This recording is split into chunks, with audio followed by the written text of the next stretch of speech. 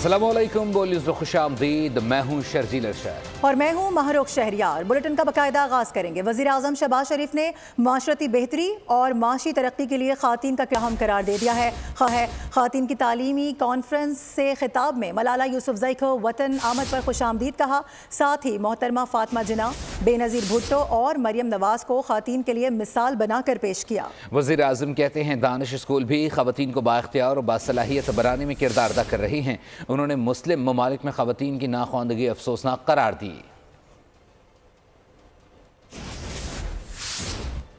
लड़कियों की तालीम पर इस्लामाबाद में आलमी कॉन्फ्रेंस का आगाज़ हो चुका है। OIC के सेक्रेटरी जनरल इब्राहिम हुसैन शहर इक़्तिदार में मौजूद हैं, जबकि नोबेल इनाम याफ्ता मलाला यूसुफज़ई भी गुज़िश्ता रोज़ पाकिस्तान पहुँच चुकी हैं। आपको ये बता दें कि कॉन्फ्रेंस आज और कल जारी रहेगी। 47 ममालिक से वज़रा समेत मुख्तलिफ इदारों के सरबराह भी शरीक हो रहे हैं। वज़ीर आज़म शहबाज शरीफ ने इफ्तिताही तकरीब से खिताब किया। इसी हवाले से बात करेंगे। हमारे साथ मौजूद हैं उमर हयात खान। उमर बताएगा कैसा माहौल है, कौन कौन खिताब कर चुका है, क्या कुछ हो चुका है अब तक? इस आलमी कॉन्फ्रेंस में आलमी रहनुमा जो है वो शिरकत करेंगे। कॉन्फ्रेंस में शिरकत के लिए आलमी रहनुमाओं की आमद का सिलसिला जो है वो जारी है। मलेशिया, म्यांमार, मौरितानिया, अमरीका, इराक और दीगर ममालिक के जो अहम हुकाम हैं वो पाकिस्तान पहुँच चुके हैं इस कॉन्फ्रेंस में शिरकत के लिए। और इस्लामाबाद एयरपोर्ट पर भी हम देख रहे हैं कि जो मेहमान हैं उनका पुरतपाक इस्तकबाल किया गया। नोबल इनाम याफ्ता मलाला यूसुफज़ई जो है वो भी पाकिस्तान पहुंच गई हैं और मलाला यूसुफज़ई लड़कियों की तालीम से मुताल्लिक जो कॉन्फ्रेंस है उसमें शिरकत करेंगी। और अमेरिका से नुमाइंदे खुसूसी का दौरा पाकिस्तान भी है और इसके साथ साथ म्यांमार के वफ़द की भी इस्लामाबाद आमद है।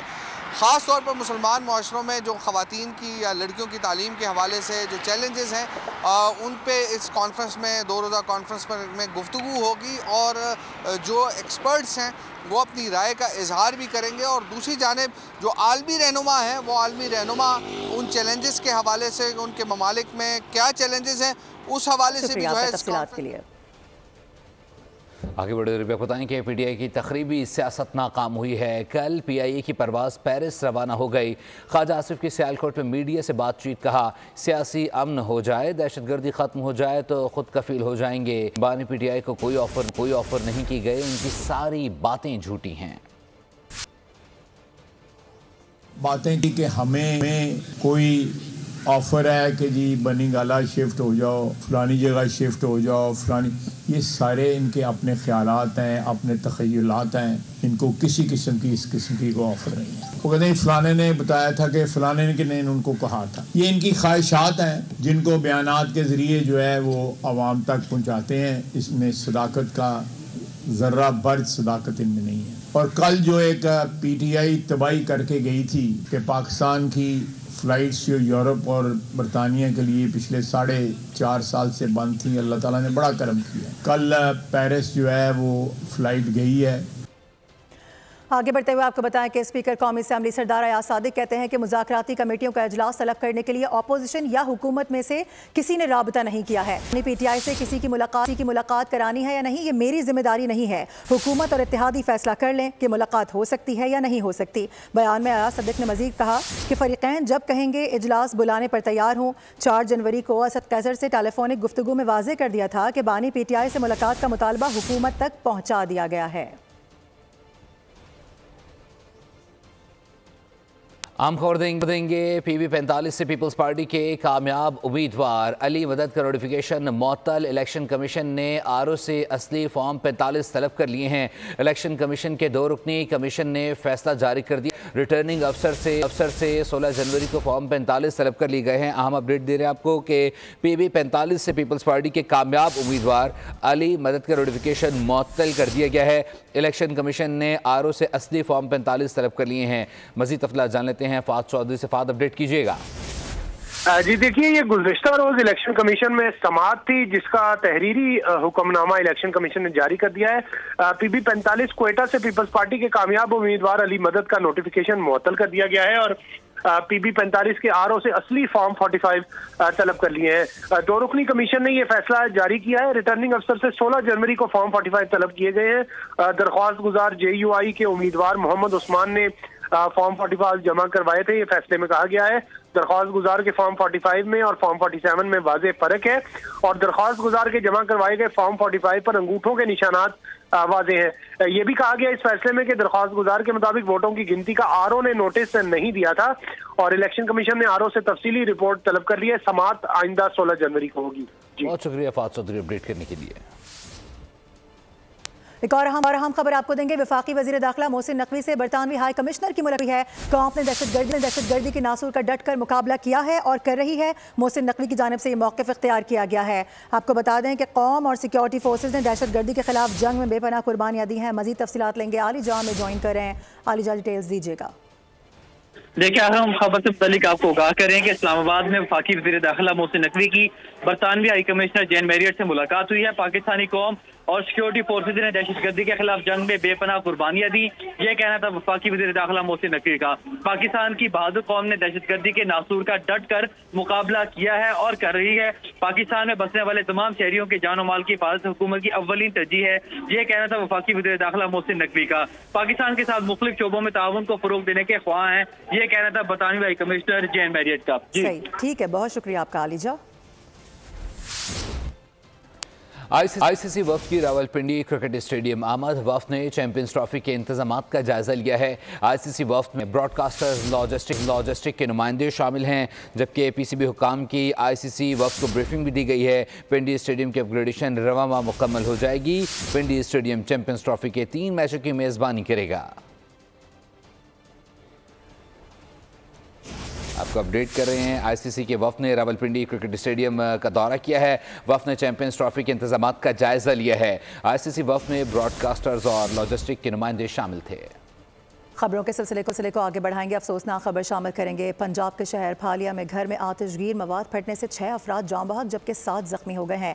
अहले खाना के मुताबिक धमाका घर की बला से हुआ। धमाका इतना शदीद था कि इससे मुल्हका मकान की छत भी जमीन बोस हो गई। खुशियों में इस्तेमाल होने वाला आतिशबाजी का सामान मौत का पैगाम ले आया। फालिया में घर में आतिशगीर मवाद फटने से धमाका कई कीमती जाने ले गया। अहले खाना के मुताबिक आतिशगीर मवाद में आग लगने से बालाई मंजिल पर धमाका हुआ। रेस्क्यू हुक्काम के मुताबिक मलबे में दबकर जाँ बहक होने वालों की मैयतें और जख्मी अफराद को अस्पताल मुंतकिल कर दिया गया है। 6 लोग में उनकी डेथ हो गई है और 6 लोगों को हमने 3 को RIC पाड़े वाली और 3 को THP फालिया शिफ्ट कर दिया है। और इसकी जो रीज़न है आग लगने की वो है सर शॉर्ट सर्किटिंग। ऐनी शाहिदीन के मुताबिक धमाका इतना शदीद था कि मुतासरा मकान और उससे मुल्हका मकान की छतें गिर गईं। फायर फाइटर्स के मुताबिक आग पर काबू पा लिया गया है, जबकि धमाके से घर का एक हिस्सा मुनहदम हुआ। मंडी बहाउद्दीन में आतिशबाजी के मवाद के बायस से धमाका, 6 अफराद जाँ बहक हो गए। मरने वालों में एक ही खानदान के 5 अफराद शामिल हैं। मज़ीद जानना बोल न्यूज़ ज़हीर अहमद सयाल से। ज़हीर अपडेट कीजिएगा। जी बिल्कुल, इंतहाई अफसोस मंडी बहाउद्दीन के इलाके कोट फुलेशाह में पेश आया है, जहाँ एक ही खानदान के 6 अफराद जो है वो जाँ बहक बताए जा रहे हैं। हादसा कुछ इस तरह से आया कि घर के अंदर लोग सोए हुए थे कि अचानक जो सी है वो छत है वो उनके ऊपर आ गिरी है, जिसके बाद से एक ही खानदान के जो 4 खवातीन समेत एक बच्चा भी शामिल है जो जाँ बहक हो चुके हैं। इस वक्त मेरे साथ डिस्ट्रिक्ट रेस्क्यू इंचार्ज मंडी बहाउद्दीन इमरान खान साहब मौजूद हैं। सर इनसे पूछते हैं कि ये वाक़या कैसे पेश आया और इस हादसे को किस तरह देखते हैं। जी सर बताइएगा। ये रात 12:45 के ऊपर हमें कॉल आई है कि एक घर में जो है वो धमाका हो गया। हमारी गाड़ियों ने बर वक्त जो है वो रिस्पॉन्स किया है। ये बेसिकली फालिया का एक दूर दराज इलाका है कोट फुलेशाह, वहाँ पे ये हुआ है। वाक़या कुछ इस तरह है कि घर में आतिशबाजी का सामान वो लोग तैयार करते थे।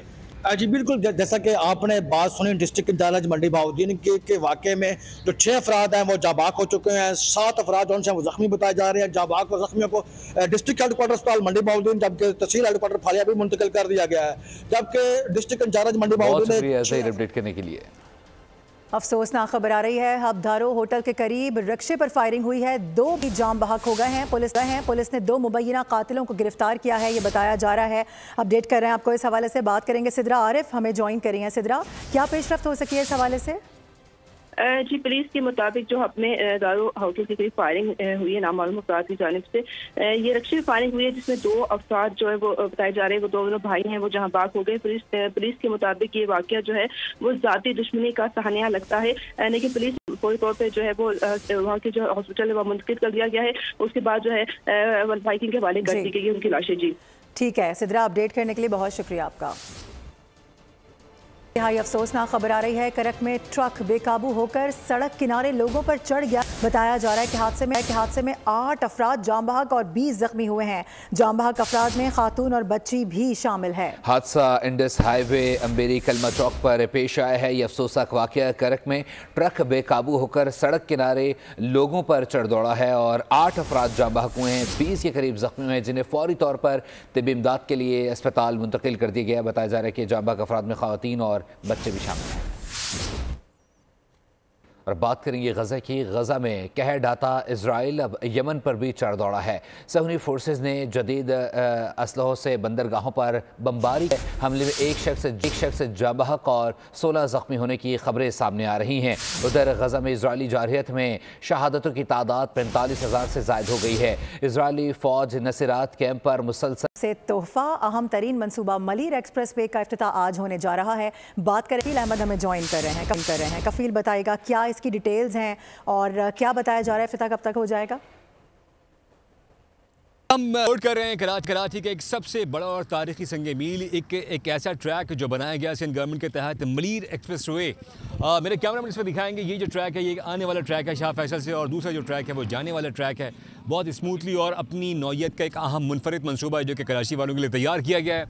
और अगर हम बात कर लें जो पहले फेज़ के अंदर इसको 9.1 किलोमीटर जो है ये ट्रैक कंप्लीट किया गया, और उसके बाद से ये शाह फैसल से आगे फिर ये मज़ीद इसको जो है वुसअत दी जाएगी, और ये काठोर तक ये जो मनसूबा है उसको ले जाने के लिए जो है वो इक़दाम किए जाएंगे। दूसरी जानिब ये अगर हम बात कर लें, जो ट्रैफिक कंजेशन था उसके लिए खासा जो है वो मुआविन साबित होगा, और जो इस वक्त मसाइल हैं ट्रैफिक के उसे दूर करने के लिए इक़दाम तो किए जा रहे हैं। लेकिन दूसरी जानिब अगर हम बात कर लें, यहाँ मोटरसाइकिल सवार और जो रिक्शे सवार से उनसे हमारी बात क्योंकि उन्होंने ऑन कैमरा बात नहीं की था, उनका कहना यह था कि इस वक्त हुकूमत को चाहिए कि हुकूमत जो है वो मोटरसाइकिल सवारों को इस पर जो है वो अलाउ करें, इजाज़त दें कि वो यहाँ से ट्रैवल कर सकें। अगर हम टूल टैक्स की बात कर लें तो टूल टैक्स जो इस वक्त गाड़ियाँ हैं उसको 100 रुपये, और जो उससे हैवी गाड़ियाँ होंगी उनके लिए 200 रुपये जो है वो मख्तस किए गए हैं। यकीनन आज इसका बाकायदा इफ्तिताह है, और इस इफ्तिताह के बाद इसको आम पब्लिक के लिए जो है वो खोल दिया जाएगा। तो कराची वालों के लिए एक इंतहाई अहम मनसूबा जो कि पहला ट्रैक कंप्लीट हो चुका है सिंध गवर्नमेंट के तहत, और अब इसको मज़ीद बढ़ाया जाएगा और आवाम के लिए मज़ीद सहूलियात का जो एक सिलसिला शुरू किया गया, यकीनन इसमें इजाफा ही देखा जाएगा। और बात करेंगे मौसम की। मुल्क भर में शदीद सर्दी ने डेरे जमा लिए हैं, जहां पहाड़ों पर बर्फबारी से हर शय सफ़ेद हो गई है। ठंडी ठार हवाओं ने बाला इलाकों में सर्दी की शिद्दत में इजाफा कर दिया है। महकमा मौसमियात के मुताबिक आज पंजाब के मुतादिद मकामात पर बादल बरसेंगे।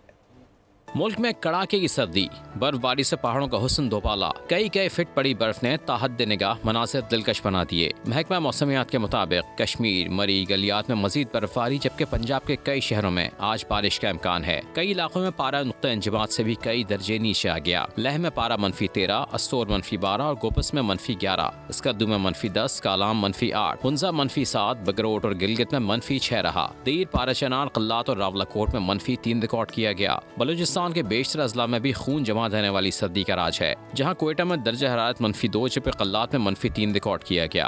लजबेला, खुजदार और सिब्बी में तेज हवाओं के साथ बारिश का इम्कान। उधर कराची में सर्दी का नया स्पेल 12 जनवरी से शुरू होगा, जिससे सर्दी की शिद्दत में एक बार फिर इजाफे का इम्कान है। और रुख करेंगे लाहौर का, जहां पर मकामी तौर पर तैयार करदा स्मोक टावर्स नस्ब किए गए थे। बताया जा रहा है कि उनके रिजल्ट्स काफी अच्छे आ रहे हैं, इंजीनियर्स काफी खुश हैं, और वो ये कह रहे हैं कि अगर हुकूमत ताउन करे तो मजीद टावर्स भी नस्ब करेंगे। बात करेंगे अफजाल अब्बासी हमें ज्वाइन कर रहे हैं। अफजाल बताएगा क्या कहना है इंजीनियर्स का, कैसे काम कर रहे हैं टावर्स?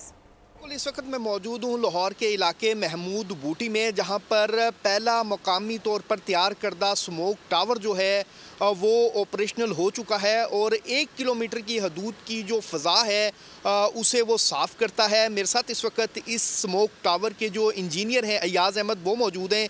इनसे जानने की कोशिश करते हैं। अयाज़ साहब बताइएगा कि ये इसका फंक्शन क्या है, कैसे ऑपरेट होता है, कितनी देर ये चलता है और कैसे ये फ़ज़ा को साफ़ करता है? देखें, अस्सलाम वालेकुम।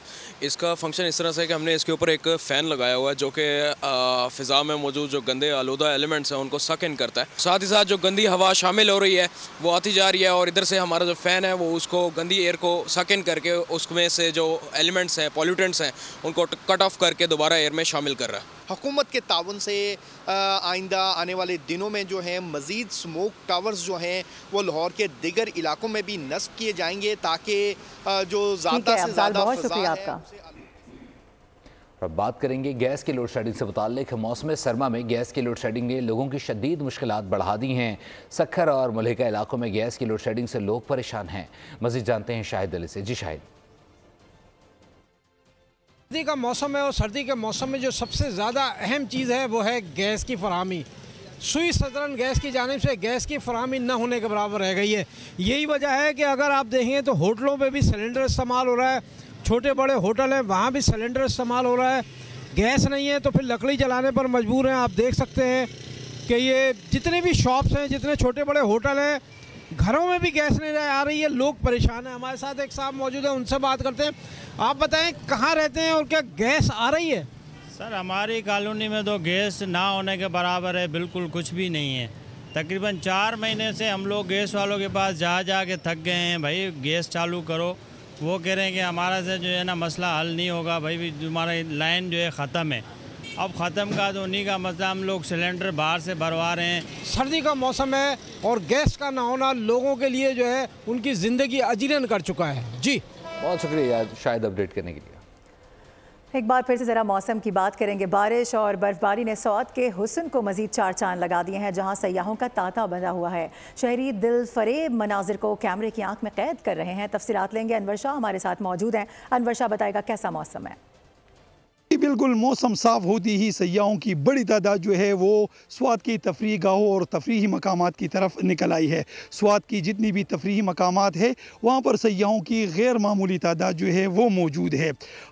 मदियन, बहरैन, कालाम, महूडन और गबराल के इलाके जो है वो सयाहों से कचाकच भरे हैं। होटलों में भी काफ़ी रश दिखाई दे रहा है। हम इस वक्त मौजूद है कालाम के इलाके मटिलतान मुटली में। ये एक इंतहाई खूबसूरत इलाका है। यहाँ पर सयाहों की बड़ी तादाद जो है जब वो इस इलाके से माउंटन की तरफ जाती है तो यहाँ पे ज़रूर ठहरती है और इस इलाके के खूबसूरत नज़ारों से लुत्फ भी उठाती है। और यहाँ पर तस्वीर दिखाने के लिए बहुत शुक्रिया आपका। इसी के साथ ही फिल वक्त न्यूज़ स्टूडियो से इतना ही। देखते रहिए बोर्ड। सब्सक्राइब करें और बेल दबाएं ताकि कोई खबर रह न जाए।